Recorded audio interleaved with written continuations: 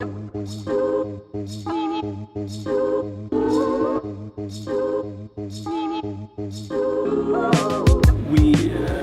have been working together for 25, 27 years, and we don't analyze so much how we work, really. I think on a set, for example, we don't divide that Christine deals with actors and I deal with the camera team. So we sort of go back and forth. Christine sometimes deals with the actors, sometimes I do, and so on, like a relay. In writing, it's a different process. We talk and walk a lot, and we develop ideas, and then one of us will write and then email the other, even though they're just in the next room, and they will work and email back, and we keep going back and forth. And sometimes if we have a problem, we'll go for a walk and talk a little bit more. So it's very much a collaboration.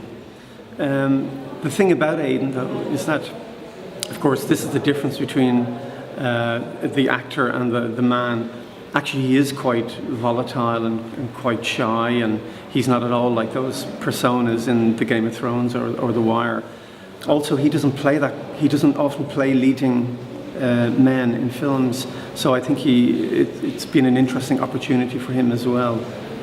Yeah. I think sex is very important in the film.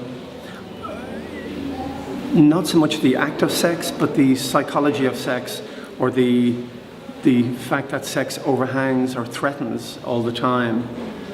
I remember reading this interesting article that when a couple fall apart and because of infidelity, the woman often talks about the emotional betrayal, and the men think often about the sexual betrayal.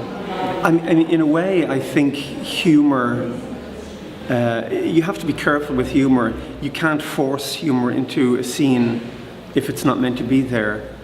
It's more, emotions go up and down. 1 minute you're quite high, and the next minute you're, upset, and then back up again. So it's never just one thing. I think human emotions, in extreme situations like grieving, are more, they undulate, they oscillate much more. And sometimes that includes humour.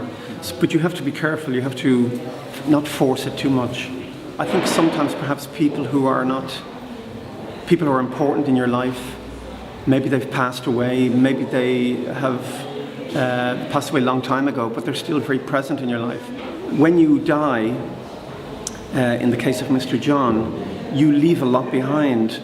You leave a family, you leave a lot of traces, you leave clothes, obviously, but you leave a huge history, and that history has real impact, or impacts on other people. If you were to pass away, not that I want you to necessarily, I think lots of people will be affected by that in the weeks, months and years to come. I think that's an interesting thing to explore. I don't know why though, psychologically, I don't know. Thank you very much.